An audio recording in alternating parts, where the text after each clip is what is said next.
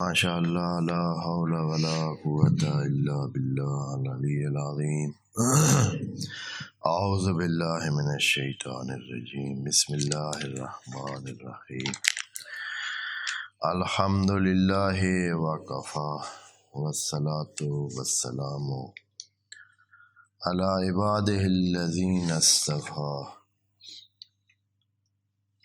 اما بعد رب اشرح لي صدري ويسر لي امري واحلل عقدة من لساني يفقهوا قولي وقل رب ادخلني مدخل صدق واخرجني مخرج صدق واجعل لي من لدنك سلطانا نصيرا بسم اللہ وباللہ وتوکلت علی اللہ قال اللہ تبارک و تعالی فی سورۃ الہمزہ آیت نمبر 1 بسم اللہ الرحمن الرحیم ویل لکل ہمزۃ لمزہ الذی جمع مالا وعددہ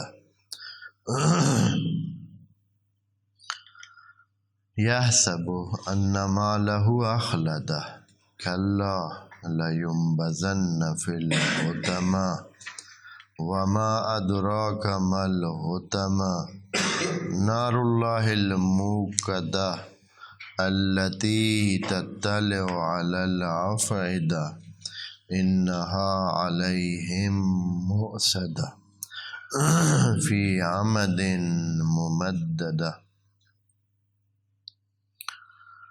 صدق اللہ العظیم۔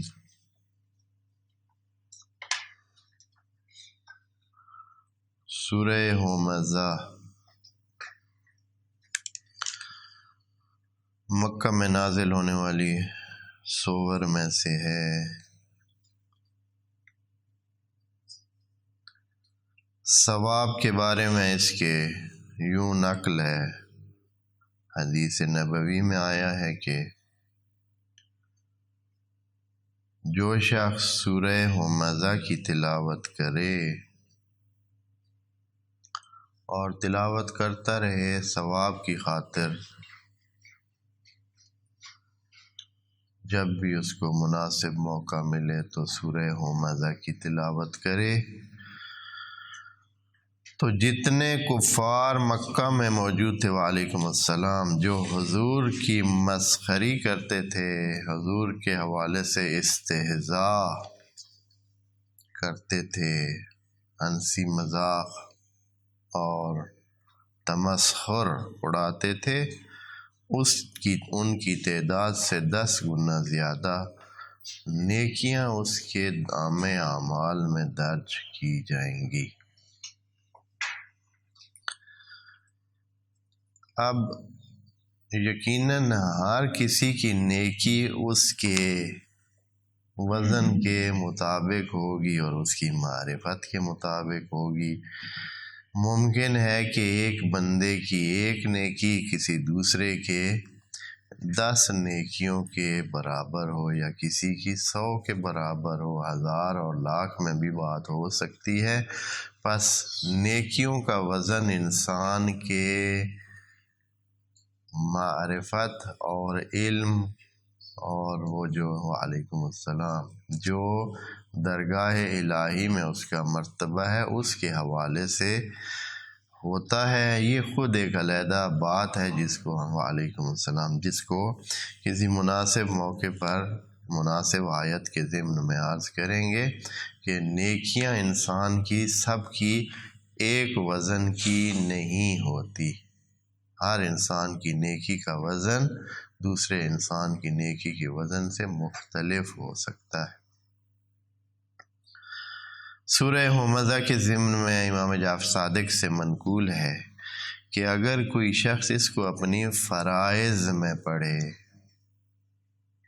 نماز فریضہ میں سورہ حمد کے بعد سورہ ہمزہ کو پڑھنے کا تکرار کرے تو اس سے فقر اس سے دور ہوگا، تنگ دستی، بدحالی یہ دور ہوں گے، اور اس سے بڑھ کر رزق جو ہے وہ کھچ کھچ کر اس کی طرف آئے گا۔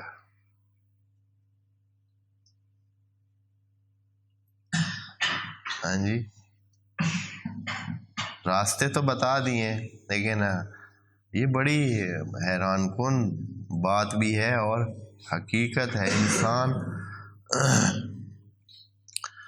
خدا پر توکل نہیں کرتا۔ توکل اللہ یہ ہے، یعنی جس کا توکل اللہ کہا گیا ہے کہ فتوکل علی اللہ، وہ یہ ہے کہ جو راستہ خدا نے بتایا اس کو اپنا، تو اسباب مادی کو دیکھ کر چل رہا ہے کہ میرے ہاتھ ہیں، ہاتھوں سے کام کروں گا اور کما لوں گا، عقل ہے سوچ کروں گا، یہ کروں گا وہ کروں گا، ان اسباب سے، جب کہ جو اس سارے مسئلے کو ہینڈل کر رہا ہے اس سے بات کر اللہ کے بندے، اس کے ذریعے، یعنی اس کی بتائے ہوئے کام پہ کام پا۔ وعلیکم السلام۔ اگر جو اس نے بتایا ہے اس طریقے سے چلو گے تو آسانی سے راستے کو طے کر پاؤ گے، اور جو اپنے طریقہ کار کے مطابق چلو گے تو توکل کا معنی بھی انشاءاللہ کبھی مناسب اس میں عرض کریں گے۔ توکل کا معنی یہ ہے کہ یعنی خدا پر بھروسہ کرو، یعنی خدا اگر بتا رہا ہے کہ یہ کام ایسے ہوگا تو پھر ایسے ہوگا، اس طرح نہیں ہوگا جو تمہیں نظر آ رہا ہے کہ میں یہ کروں گا، ادھر جاؤں گا، اس سے مانگوں گا، اس کو کہوں گا، اس طرح یہ کاروبار کروں گا، یہ کر لوں گا تو میرے اتنے وسائل جمع ہوں گے، یا یہ میں مسئلہ اس طرح حل کر لوں گا۔ یہ تمہارے وسائل، یہ توکل علی اللہ نہیں ہے، یہ تو اس کے سیٹ کیے ہوئے ہیں، وہ ان کو سیٹ کرتا ہے۔ تمہیں چاہیے کہ وہ راستہ انتخاب کر جو اللہ نے بتایا۔ تو یہ بہت عجیب کہانی ہے۔ بس یہ جو اب کہا جا رہا ہے کہ فریضہ میں آپ اپنائیں، پھر دیکھیں کوئی اپنائے، کم از کم اس کا جو دورانیہ 40 دن ہے، 40 دن میں اس کو فرق محسوس ہونا شروع ہو جائے گا۔ اگر کوئی بندہ سورہ ہمزہ کو اپنی فریضہ نماز میں شامل کرتا ہے اور اس کو جاری رکھتا ہے، 2 دن کے بعد نہیں ہوتا ہے، ابھی تو کوئی چھپر پھٹ کے کوئی بوری نہیں گری ہے جی، جیسے کہتے ہیں کہ چھپر پھاڑ کے جو ہے رزق آئے گا، تو ایسے نہیں، 40 دن کم از کم، اس سے تو کم از کم یہ ہوتا ہے کہ انسان اس درگاہ الہی میں اپنی حاضری پیش کرتا ہے جی۔ تو یہ کام کرے گا تو انشاءاللہ فقر اور تنگ دستی دور ہوگی اور رزق کھچ کھچ کر اس کی طرف آئے گا۔ اور ایک اور چیز جو سورہ ہمزہ، وعلیکم السلام، سورہ ہمزہ کے پڑھنے سے، نماز میں شامل کرنے سے انسان کو حاصل ہوتی ہے، فائدہ حاصل ہوتا ہے دنیا میں، وہ یہ ہے کہ وہ کسی بری موت سے بچ جاتا ہے۔ یہ بھی ایک خود بڑا مسئلہ ہے کہ انسان کیسے مرے اس دنیا میں، تو موتوں کی بھی کتنی قسمیں ہیں۔ تو اگر کوئی بندہ سورہ ہمزہ کو اپنے فریضہ نمازوں میں شامل رکھتا ہے تو خدا کریم اس کو ماڑی اور بری موت سے بچائے گا، یعنی طبیعی اور مناسب انداز میں اس کو موت ملے گی۔ اور یہ جو مثلا سخت حالات کی موتیں ہوتی ہیں، کسی ظلم کا شکار ہو کر مرنا، کسی حادثے میں مرنا، کسی زلزلے میں پھنس جانا، اس کے نیچے ملبے کے نیچے آ جانا، سمندر دریا میں غرق ہو جانا، یا اس کے علاوہ اور کتنی عجیب و غریب اموات ہیں جو آپ دیکھتے ہیں کہ واقع ہوتی ہیں، اور انسانوں کی ہڈی پسلی ایک ہو جاتی ہے، یا پتہ نہیں کیا کیا سلسلے ہو جاتے ہیں بموں میں، جیسے مثلا کوئی بندے خدا نہ خواستہ یا اس قسم کے بارود کے ڈھیر سے پھٹنے سے مر جاتے ہیں، یا جہازوں کے جل جانے سے، یا گاڑیوں کے جل جانے سے، یا پتہ نہیں کتنے سلسلے ہیں، یا بلڈنگوں میں آ کے کوئلہ ہو جاتے ہیں بندے اندر جل کر۔ تو یہ کتنی ایک سخت قسم کی موتیں ہیں اور موجود ہیں۔ تو خدا کریم کرم فرماتا ہے اس شخص پر جو سورہ ہمزہ کو اپنی نمازوں میں شامل رکھتا ہے، تو اس قسم کی اموات سے، اس قسم کی موت سے اس کو محفوظ کرتا ہے۔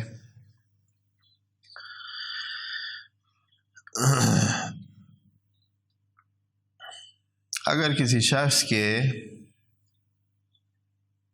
آنکھوں میں درد ہے، آنکھوں میں درد ہوتا ہے، ہاں، یہ ان دوستوں کے لیے کہ جو آج کل کے سکرینی دوست، ہاں جی، جن کا سکرین ٹائم بہت زیادہ ہے، اندھیرے میں بیٹھ کر دیکھنے والے یا روشنی میں، یا باہر جو خود ٹائم زیادہ دیتے ہیں سکرین کو، تو یقیناً آنکھوں میں درد تو طبیعی ہے کہ پھر آئے گا۔ تو آنکھوں کے درد سے نجات کے لیے سورہ ہمزہ کو لکھ کر اپنے پاس رکھے یا پھر پڑھے۔ ہاں، اب یہ کہ پڑھنے کا ٹائم تو کم ہوگا اس کے پاس، کیونکہ وہ تو سکرین جو دیکھ رہا ہے، ہاں جی، تو لکھ کر اپنے پاس رکھ لے، علاج پہلے کر لے، ہاں، اور پھر جو ہے آرام سے دیکھتا رہے، یہ بھی ہو سکتا ہے۔ بہرحال اگر نیک نیتی سے جو بندہ یہ کام کرے گا، سورہ ہمزہ کو لکھ کر اپنے پاس رکھے گا، تو آنکھوں کے درد سے نجات پائے گا۔ ایک بہت معروف چیز ہمارے معاشروں میں موجود ہے، بلکہ یہ چیز ہے، اب درمیان میں ایک اور بات بھی بتاتا جاتا ہوں۔ نظر، آیا نظر ہوتی ہے، نظر لگتی ہے، یہ لوگوں میں معروف چیز ہے۔ عام طور پر ہمارے ہاں ہوتا ہے کہ فلاں کو کیا ہو گیا، کسی کی نظر بد اسے کھا گئی ہے، اسے لگ گئی ہے، نظر بد کا شکار ہو گیا ہے، اور یا ویسے بھی۔ تو دوستو اس طرح ہے کہ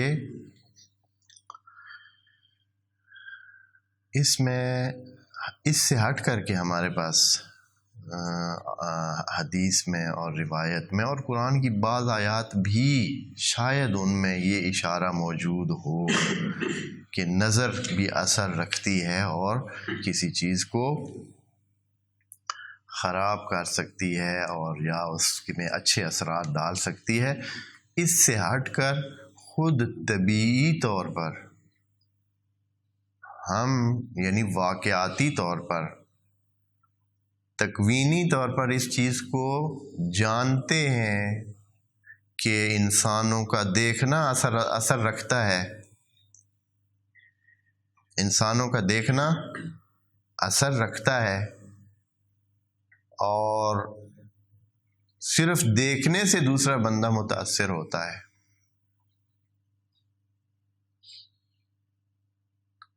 مثال کے طور پر اگر کوئی غصے سے دیکھتا ہے،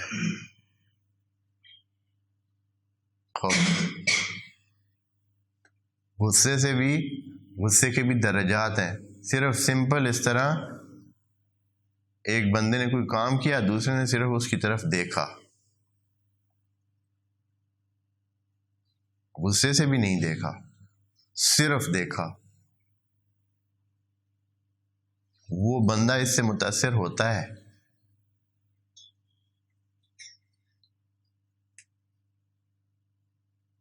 یا باتیں ہو رہی ہیں نا، ایک بندہ سر نیچے کر کے بیٹھا ہے، کام اپنا کر رہا ہے، باتیں ہو رہی ہیں، لیکن ایک بات ایسی کسی نے کی کہ اس نے مڑ کے اس کی طرف دیکھا، اس کو اپنے اوپر فوراً شک پڑ جائے گا کہ میں نے کوئی بات روال سے ہٹ کر دی ہے، کہ وہ بندہ جو سر نیچے کر کے بیٹھا تھا آپ میری طرف دیکھ رہے۔ بس آنکھوں کا دیکھنے کا اثر طبیعی طور پر ہے، پھر اس سے ہٹ کر آنکھوں سے کیا کیا کام ہو سکتے ہیں، کتنے اثر، صحیح والا اثر بھی، یعنی باقاعدہ اثر ہوتا ہے۔ اور جس چیز پر کسی کی آنکھ، اس کے پیچھے جتنا اس کا زور ہوتا ہے، صرف آنکھوں کا دیکھنا نہیں ہوتا کہ آنکھیں کھلی ہوں اور وہ کسی کو کوئی چیز دیکھ رہا ہو، نہیں، آنکھوں کے پیچھے اس شخص کی شخصیت اور اس شخص کے تمام کردار کا زور موجود ہوتا ہے۔ ایک بچہ دیکھے تو ممکن ہے کوئی مسئلہ نہ ہو، ایک گائے دیکھے کوئی مسئلہ نہ ہو، لیکن ایک بندہ جس کے پیچھے پہاڑ جتنا ایک کردار کا اثر موجود ہے یا کوئی بہت سلسلہ موجود ہے، جو بھی ہو، تو اس کی آنکھ کا دیکھنا مسلم ہے کہ فرق ڈالے گا، بہت فرق ڈالتا ہے۔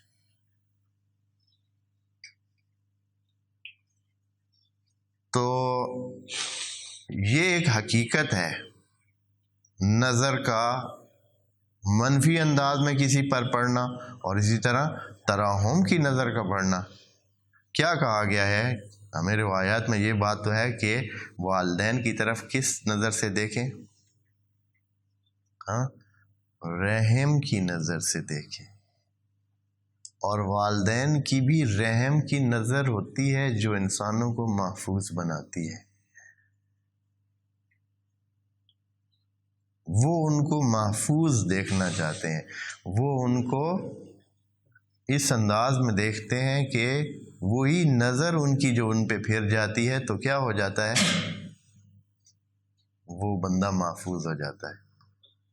بس نظر اثر رکھتی ہے، حقیقتاً اثر رکھتی ہے نظر۔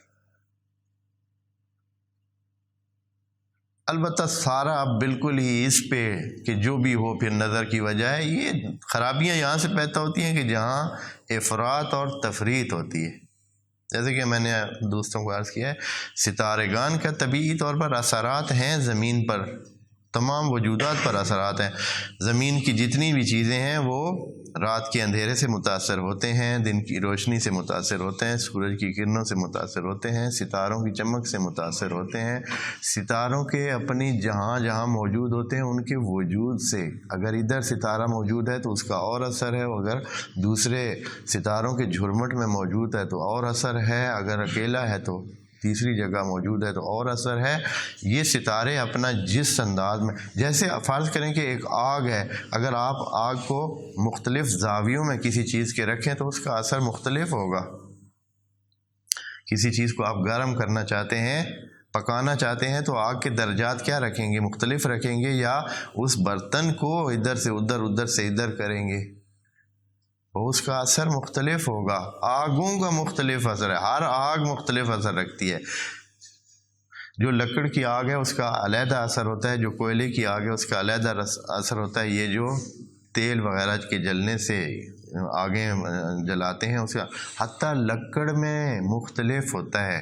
مثلا اگر آپ ٹالی کی لکڑ جلا رہے ہیں اور کسی چیز کو پکا رہے ہیں تو اس میں مختلف اثر ہے، اگر پیپل کی لکڑ ہے اور ہے اگر جو مثال کے طور پر فرض کریں یہ جو دوسرے درختوں کے نام بھی مجھے زیادہ نہیں آتے ہیں، تو ان کے دریک کو جلائیں گے اور ہے، کیکر کو جلائیں گے اور ہے، اور ان کا اثر پتہ ہے کہاں سے پتہ چلتا ہے آپ کو؟ پرانے حکیموں کی جو دوائیاں بناتے تھے دوائیں، تو اس میں وہ واضح کرتے تھے کہ اس کو فلاں چیز کی آگ کے نیچے آگ پر یہ پکانی ہے، یہ اس پر اس کو سیکنا ہے اور اس پر گرم کرنا ہے، یہ اس میں لکھے ہوئے ہیں۔ آپ نے تو کیونکہ ہم بہت دور ہو گئے ہیں اس سے، تو یہ ساری چیزیں اثر رکھتی ہیں، اور ہر چیز، جیسے کہ ہم نے پہلے بھی یہ بات ہم کر چکے ہیں کہ ان کل شیء جعلناہ فی قدر، کہ ہر چیز کو ایک خاص مقدار، ایک خاص صلاحیت اور اہلیت دی ہوئی ہے۔ یہ بات ہم کر چکے ہیں، قرآن کی دسیوں آیات میں اس بات کا ذکر ہے۔ وَكَانَ أَمْرُ اللَّهِ قَدَرًا مَقْدُورًا وَإِن مِّن شَيْءٍ إِلَّا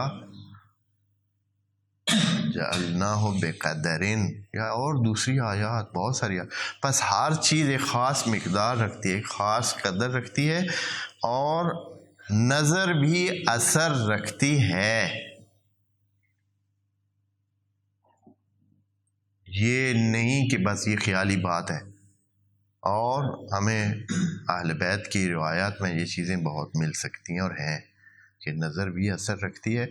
ہر چند جو لوگ جدید طرز بننے کی کوشش میں اس چکر میں آ جاتے ہیں کہ بس ہر چیز کی کیا کریں، ان کا علم یہی اسی جگہ پہ پہنچ جاتا ہے کہ جدید سائنس آ گئی ہے اور وہ جو پچھلی باتیں ہیں وہ ساری کی ساری کیا ہیں؟ اباطیل ہیں، باطل چیزیں ہیں، ایسے نہیں ہے۔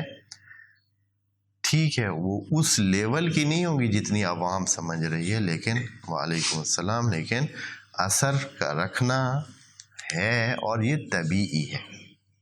اب اگر کسی کو نظر بد متاثر کر چکی ہو، کوئی بندہ متاثر ہے یا کم از کم آس پاس کے لوگوں کا یا خود اس کا گمان ہے کہ وہ نظر بد کا شکار ہو گیا ہے، تو اس کا علاج یہ ہے کہ سورہ ہمزہ کو پڑھے یا اس پر پڑھی جائے۔ سورہ ہمزہ کو پڑھ کر اس پر پھونکا جائے تو انشاءاللہ باذن اللہ اس کے برے اثرات اس سے دور ہو جائیں گے۔ یہ تھی بات سورہ ہمزہ کے جو تلاوت کے آثار اور برکات تھی۔ اب چلتے ہیں اس کے معنی کی طرف۔ مکہ کا ماحول ہے، نبی کریم ابتدائے تبلیغ میں ہیں اور لوگوں کو توحید کی طرف اور قیامت کی طرف رجحان دلا رہے، بات کرتے ہیں، سمجھاتے ہیں، بجھاتے ہیں کہ ایک اللہ کی آپ عبادت کریں اور اپنی تیاری کر لیں اگلی زندگی کے لیے کہ زندگی یہاں ختم ہونے والی نہیں ہے۔ اس ماحول میں مختلف قسم کے لوگوں سے حضرت کا سامنا ہوتا ہے۔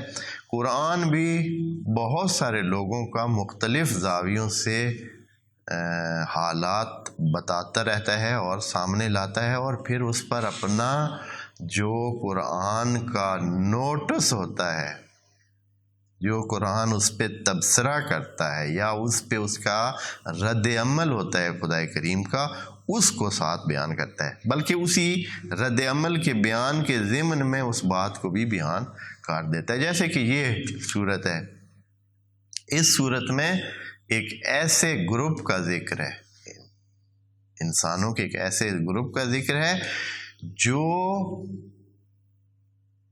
طعنہ زن ہے، جو دوسروں کو تکلیف پہنچاتا ہے اپنے زبان کے طعنوں سے، عیب جوئی سے، اور عیب کیڑے، جس طرح ہم کہتے ہیں نا کہ کیڑے نکالتے ہیں اور عیب دوسروں کے بیان کرتے ہیں، اور پھر یا اپنے سر اور ہاتھوں کے اشاروں سے توہین آمیز یا تمسخر انداز باتیں کرتے ہیں۔ ہاں،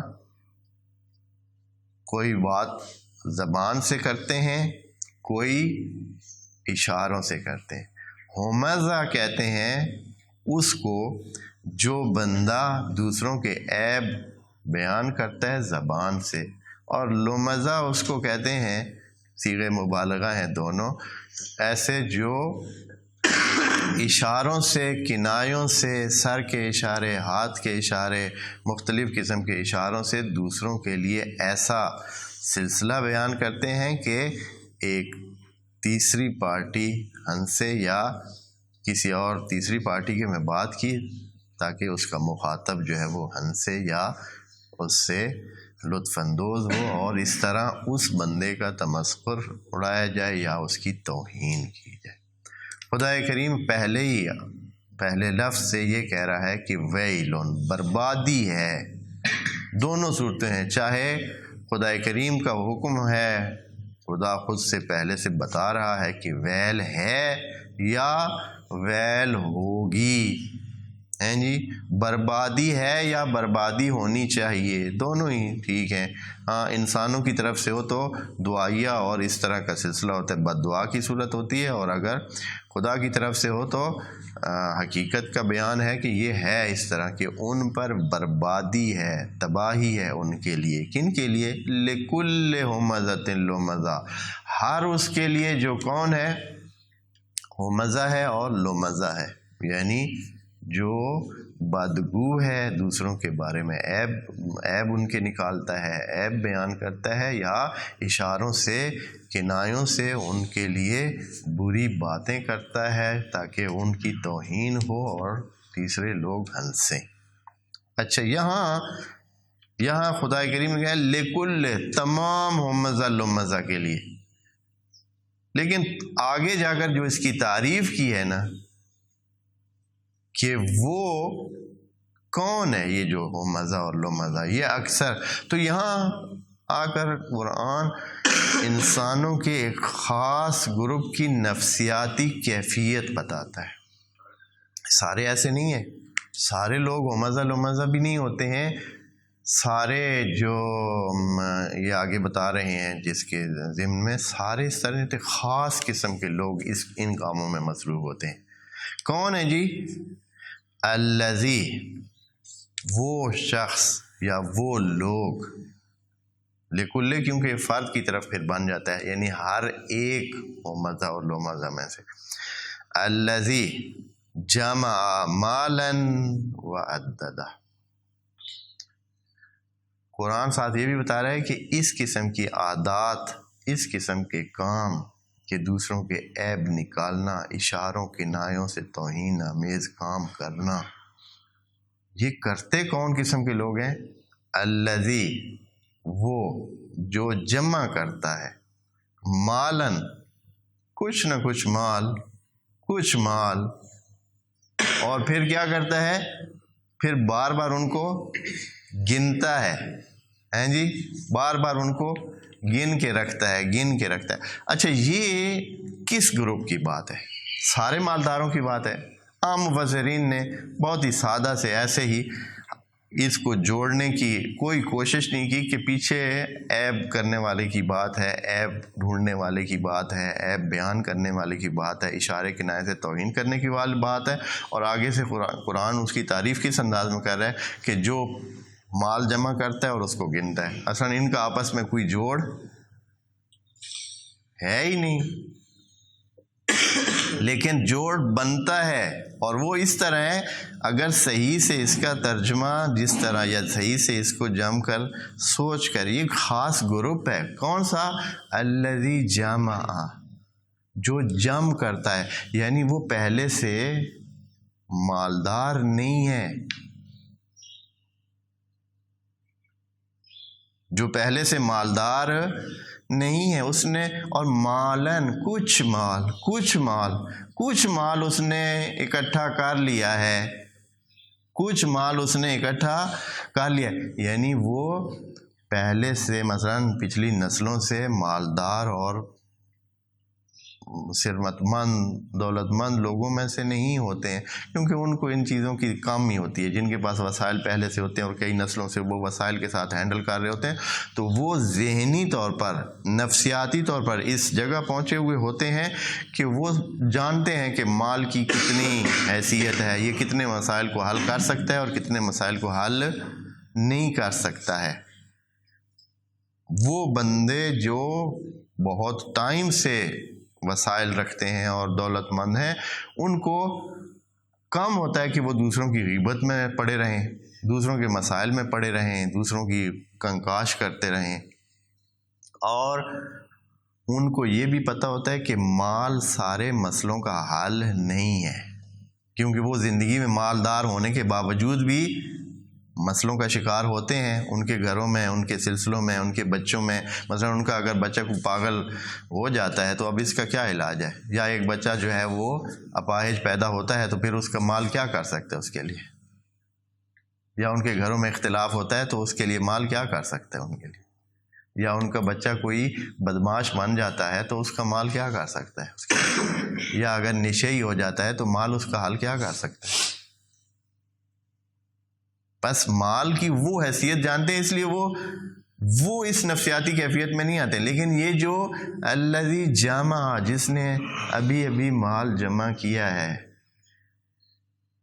اور دوسری اس کی عادت یہ کہ وہ گنتا ہے، تازہ مال ہو تو تب بھی، یعنی ابھی کچھ ہی ٹائم میں اس کو مال وصول ہوا ہے، جسے اردو میں کہتے ہیں نو دولتیہ، ہمارے پاس ایک لفظ ہے، کیا ہے؟ نو دولتیہ۔ نو دولتیہ کا مطلب ہوتا ہے کہ پیچھے ان کے اتنے کوئی اسباب والے گھرانے نہیں تھے، ابھی ابھی کچھ ہی ٹائم ہوا ہے کہ دولت آ گئی ہے، اور اب اس کا کام کیا ہے کہ اب اس کو ہر بندے میں عیب نظر آتے ہیں۔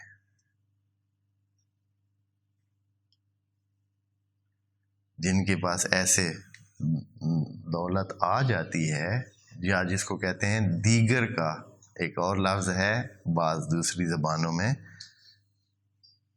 دیگر کا رجا،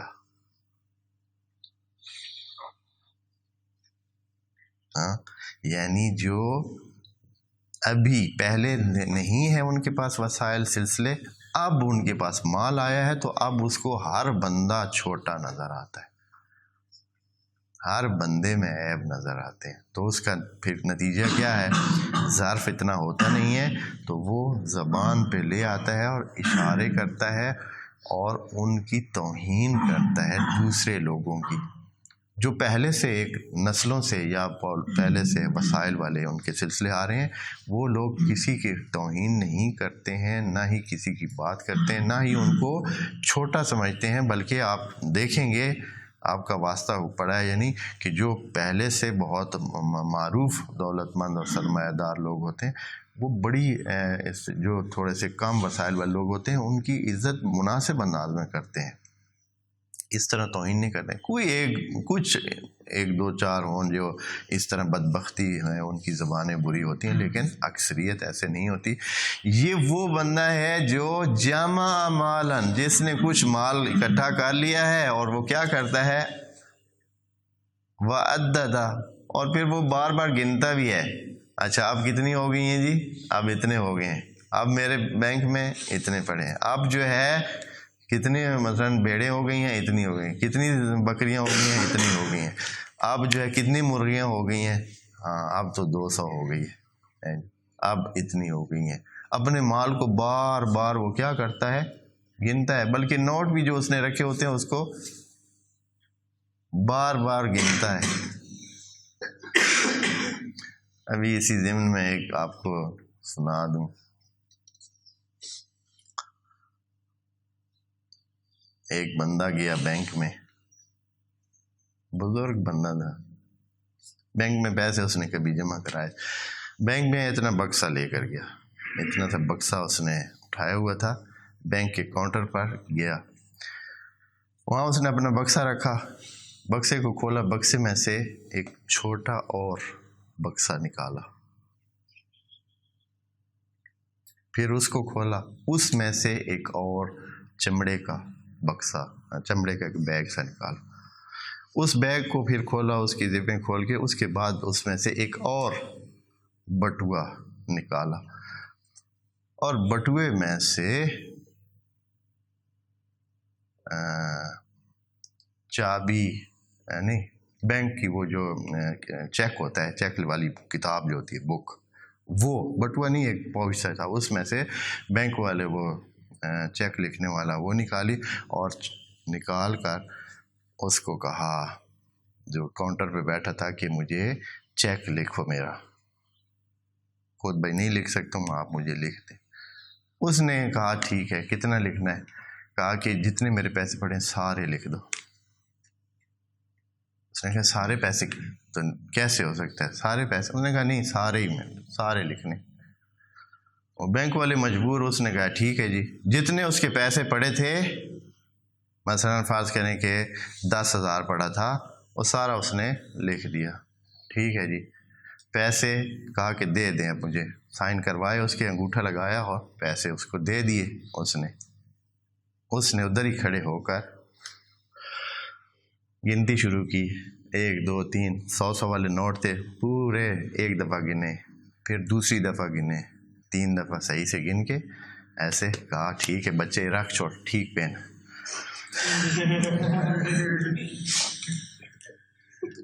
پورے ٹھیک ہے رکھ چھوڑ۔ تو بہرحال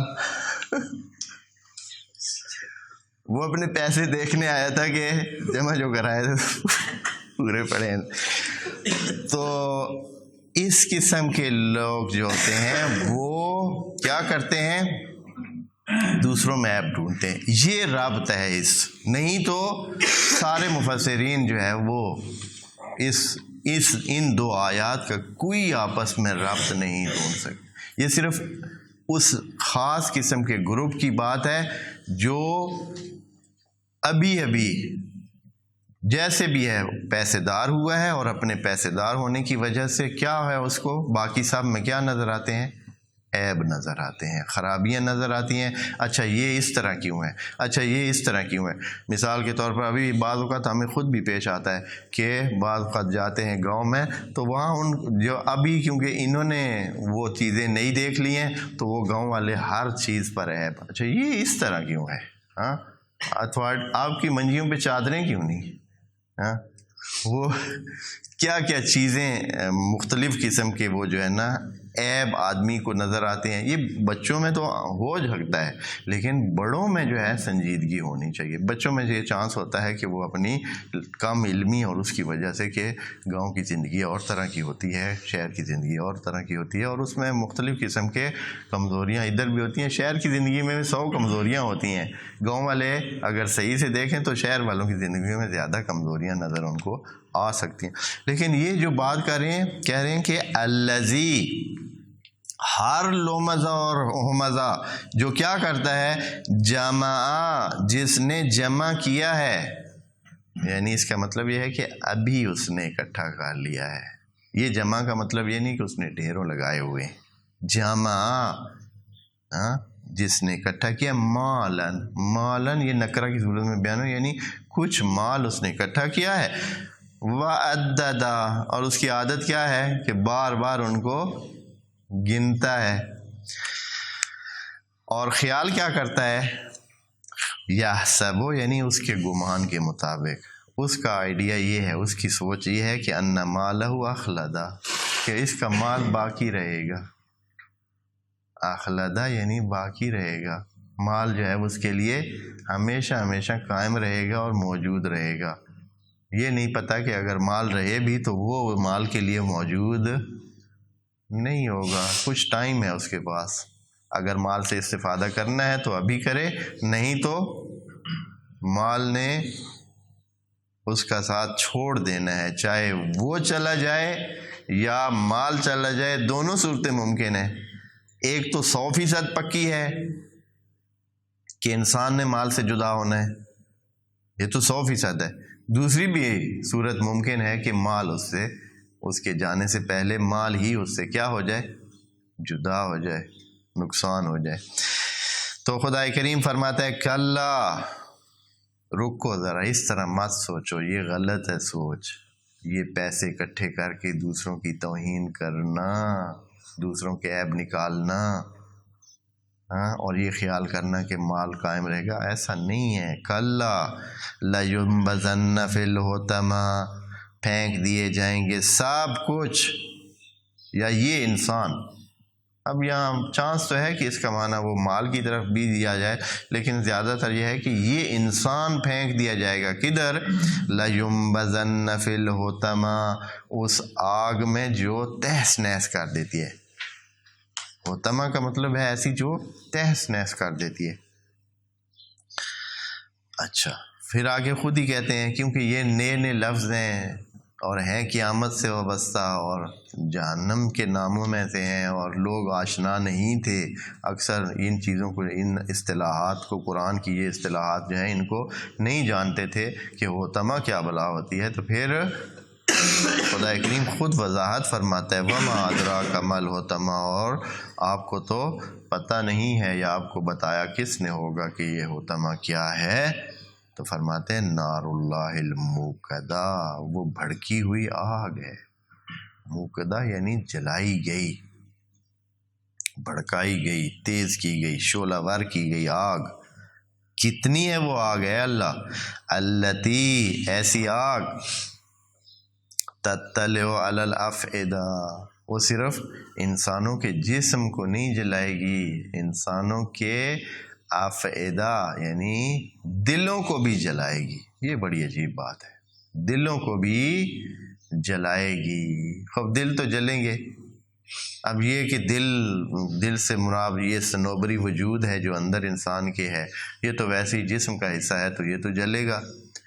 شاید یہ مراد نہ ہو, مراد اس سے وہ دل ہو جو انسان کے اندر ہوتا ہے. دل کے اندر ایک دل ہوتا ہے, وہ والا دل ہیں جی, وہ والا دل بھی جلے گا ہیں جی. التی تطلع علی الافئدہ, کیسے جلے گا؟ اب اس کے جلنے کے لیے بہت سارے, جب اس کا مال جلے گا, جب اس کا مال ختم ہوگا, جب مال چھن جائے گا تو کیا ہے, وہ خود بخود انسان کو ایک تکلیف تو یہ ہوگی کہ آگ اسے جلا رہی ہے, اور ایک تکلیف یہ ہوگی کہ اس کا مال بھی اس سے چھن گیا ہے, اس کی زندگی بھی اس سے چھن گئی ہے. یا یہ ہے کہ اس سے ہٹ کر بہت ساری اور تکلیف دہ جو صورتحالیں ہوں گی وہ ساری کی ساری, خود یہ تھوڑی تکلیف دہ ہوگی کہ انسان پشیمان ہوگا, یعنی اس جو پچھلا اس نے کام نہیں کیا جس میں وہ یا لیت کہہ رہا ہے, کاش ایسے کر لیتا, کاش ایسے کر لیتا, تو یہ کیا ہے, ساری تکلیف دہ صورتحال ہے. تو یہ آگ ایسی ہوگی کہ جو دلوں کو بھی جلائے گی. اور اے اللہ کب تک یہ چلے گی؟ انہا علیہم مؤصدہ, وہ ان پہ مسلط ہوگی, محیط ہوگی. یہ نہیں کہ جان خلاصی کی کوئی امید ہوگی, ہاں پکی ہمیشہ کے لیے ساتھ چلنے والی. آگ میں ہی رہنا ہے, آگ کا حصہ ہی بن کے رہنا ہے. ہاں, فی امد ممددہ, لمبے لمبے ستونوں کے ساتھ, ممددہ یعنی کھینچے ہوئے. اب یہ ہے کہ یہ شاید گرزیں, گرزوں کی صورت میں ہے کہ جو انسان پر برسیں گے, یعنی جلے ہوئے انگارہ بنے ہوئے لوہے کے گرز یا ستون وہ ہیں, یا یہ ہے کہ جہنم کے ستون ہیں, یا امد اس امید سے ہے. امد ستون کو کہتے ہیں, آمد جمع ہے. تو بہت سارے ستون جو کہ ممددہ لمبے لمبے ستون ہوں گے. اب پتہ نہیں یہ کس قسم کے تصور ہے یا کیا چیز ہے, ہم نہیں جانتے ہیں جی. تو یہ وہاں جا کر کچھ پتہ چلے گا. خدا کریم نے ہمارے لیے صرف ایک چھوٹا سا جسے کہتے ہیں منفذ سامنے رکھا ہے تاکہ ہم اس سے تھوڑی بہت اس کی جھلک دیکھ سکیں کہ کیسا منظر ہوگا جہنم کا.